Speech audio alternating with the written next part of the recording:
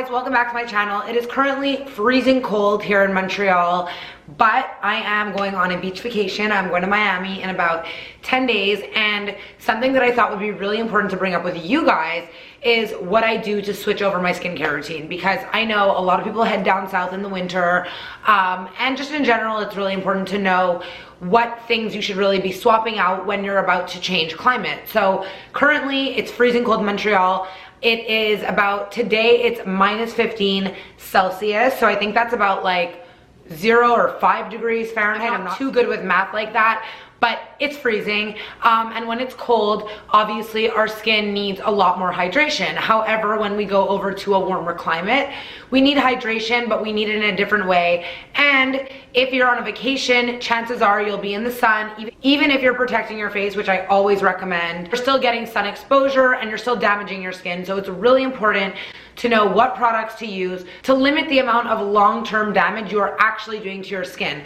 So today I want to talk to you guys all about vacation swaps, the type of skincare that you should be swapping out and switching over to when you go on a beach vacation. I like to stick within the same skincare routine, so cleansing, toning, serum, moisturizer, and SPF. I do that all year round. What's changing really in my routine is the serums and the way that I use them. So to start off, right now in the winter, I generally am always using a retinol. I'm using the Sunday Riley Luna. What retinol does is it's amazing for your skin. It really helps with anti-aging. It really helps like stop breakouts. But what it does is it can thin out the top layer of your skin. So when you're about to go into the sun, you don't want your top layer to be that thin, because you're gonna create more damage underneath on the deeper levels of your skin. So I stop using retinol about a week to 5 days before I go away. And then I start using something that's a little bit more moisturizing, that's gonna build my protective barrier on my face. I will start using the Barrier Restore Serum by Mary Veronique. This is an amazing line. So I'll begin using that at nighttime instead of my retinol. The whole thing with retinol is that it's kind of like a debate. Some people seem to think that the sun actually doesn't affect it. I personally just don't want to take the risk. I have no issue just not using it for a few weeks, and I have no issue not using it in the summertime. You could read online, but a lot of people will say, no, it's fine as long as you use a good SPF. I don't know. There's too many conflicting arguments, so I just choose to not use retinol while I'm on a beach vacation. So if you guys are using retinol and you're going down south, or you are planning to spend time in the sunshine, I would stop a little bit before to get your skin ready for the sun. When you're exposed to the sun, you definitely don't want to be using it. If you choose to keep using it, very important that you use it. What I end up swapping retinol with for my nighttime serum will be either something like this Christina Holy and Mary Veronique Barrier Restore Serum, Juno by Sunday Riley, because it's filled with antioxidants, so it's really gonna help repair the skin. It does have a little bit of vitamin A, which is basically retinol, but it comes from broccoli extract, so it's natural. It's not actually a active ingredient. The Cell Serum from Living Libations, also an amazing alternative because it's all natural. There is no actual active ingredients other than essential oils, but this again will really help with the repair of the cells from the damage that you may have caused throughout the day sitting in the sunshine. EO Brightening Flash Serum by Sunday Riley, which is like my go-to favorite vitamin C serum. Generally, I would use my vitamin C serum in the morning. It's my favorite thing to do. I am usually okay with using it in the morning and then putting on an SPF and going in the sunshine. However, this will make your skin more susceptible to sun damage when using before the sun. So what I like to do is I actually like to swap it out and use this at night, because what it's gonna do is the antioxidants in it are gonna really help repair any oxidative damage that you've caused to your skin throughout the day. So what I'll do is I'll swap out my retinol at night, and even my acids too. It's just 10 days, so it's actually good for your skin to get that break. I will swap out for the vitamin C. Vitamin C it's like a holy grail product. If I had to choose one serum that I really could just use, if I had to choose one active ingredient, I think it would really be vitamin C, because number one, what it does for your skin is insane. It is so filled with antioxidants, so it's gonna really help rebuild the cells, really help with oxidative damage, and it just makes you glow. It hydrates your skin, and it really just turns over those cells. So it is super important that if you're going to be in sun exposure, I really suggest getting a good quality vitamin C serum. Also love to follow it with the CEO cream by Sunday Riley. This has 5% vitamin C, whereas the serum has 15%, so you're just getting a really big dose of antioxidants. This also has vitamin E, which is another vitamin that is so repairing and amazing for the skin after it's been in the sun. So So I would highly suggest a combination of these two when going down south or when you're going to be in the sun to help repair your skin at night. In the morning, instead of using a vitamin C serum, I will actually use something like this, which is squalane. I think it's pronounced squalane. The Squalane Facial Oil by Indy Lee. So I'll do my cleanser, my toner, this oil, and then I'll follow up with a moisturizer and then an SPF. Instead of doing a vitamin C serum in the morning, I swap and do the vitamin C serum at night.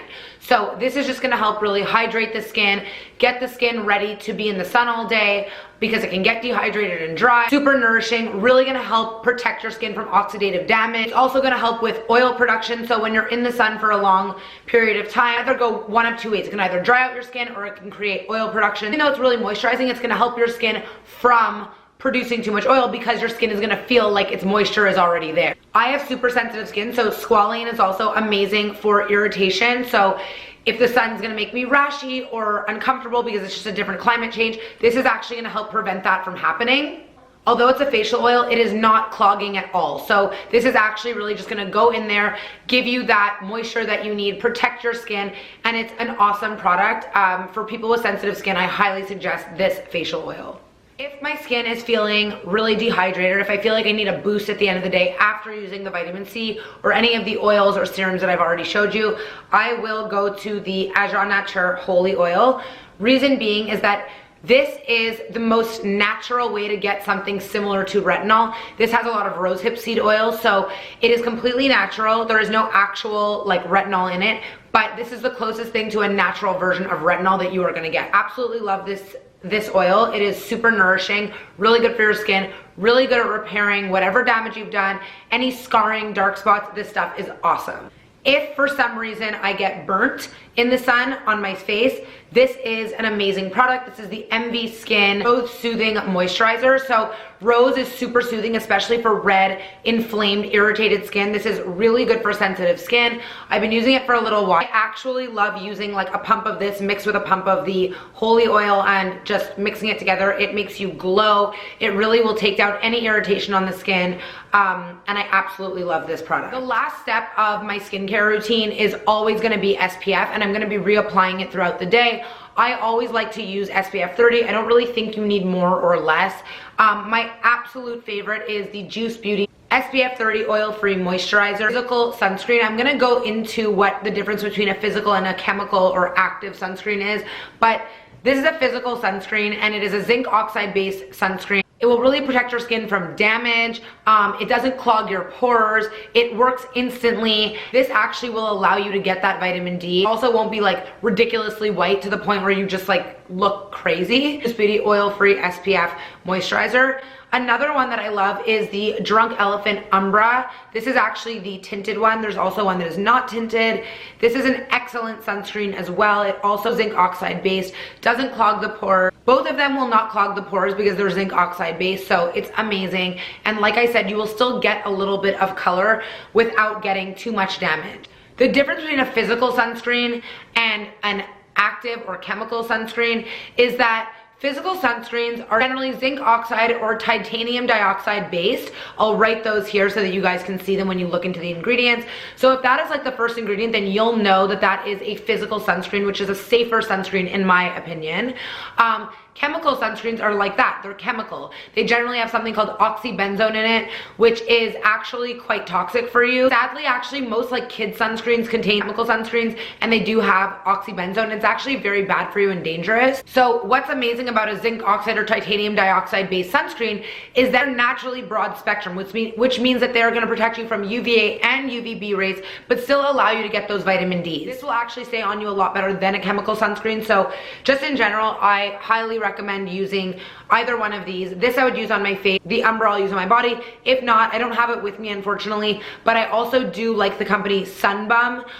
They'll make a good like lower SPF if I want to get a little darker on the body, then I will, but on my face I really never go under or over SPF 30. So when it comes to chemical sunscreen, the number one ways to know that it's a chemical sunscreen is that in general it will contain an ingredient called oxybenzone. Chemical sunscreens will take about 20 minutes for your skin to actually absorb them before they work, which is why they'll say like put your sunscreen on in the room before you go downstairs. They also tend to be more irritating. So people who have sensitive skin, someone like me, like I might get a rash, or you could like, you know, when you start to sweat with it, you'll start to get itchy. So it's just better to always go with a physical sunscreen, something that is zinc oxide or titanium dioxide based. That is my advice to you guys, especially if you have children, a natural solution to a chemical sunscreen. Last thing I want to talk about is after sun care.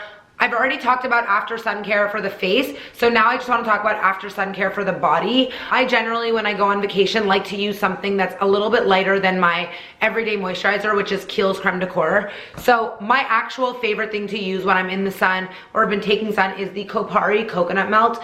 It is so amazing. It literally just melts into your skin like its name.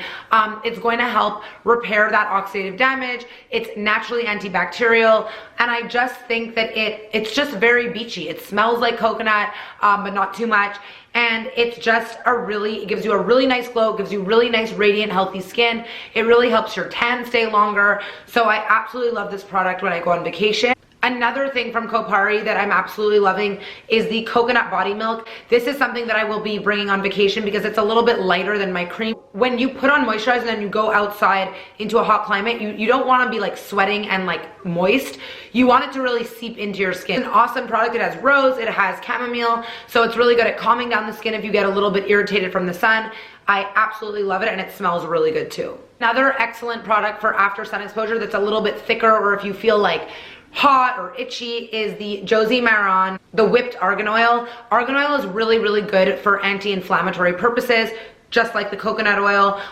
So this is really hydrating. It's a body butter. This I would more suggest that you put on like right after the shower and let it really seep in before you leave to go back out, because it's a little bit thicker, but it is really anti-inflammatory. It's really gonna help rebuild those cells, avoid sun damage, and I absolutely love it. This is the unscented one. They also make it with scents. I prefer always to go more for something unscented, but this is also an awesome Something else I want to mention is forget to put on SPF on your lips, because your lips can get a lot of damage. I have freckles on my lips from years of forgetting to put on a protectant on my lips, so I'll always use like an SPF 30 on my lips, usually from Sunbath. And the last swap that I always make before going on vacation is I will stop taking my vitamin D. If I know that I'm going to be sitting in the sun, you know, actually like not basking in the sun, but taking a few hours of sun a day, I will stop taking vitamin D, because you also don't want to overdo it. So the day I get on vacation, I just stop taking my vitamin D supplement, and then when I get back, I'll start it up again. On vacation, make sure stop taking your vitamin D if you know that you're gonna be like sitting in the sun. It's unnecessary, it's a waste of money, it's a waste of your time. You don't need that much vitamin D. You get enough from the sun, and it's a natural way of getting it. It's the best way. There you have all my little swaps. I know it's a little bit confusing because there's just so many different things that I try and use, but as you guys know, I'm a product junkie and I love using all different things.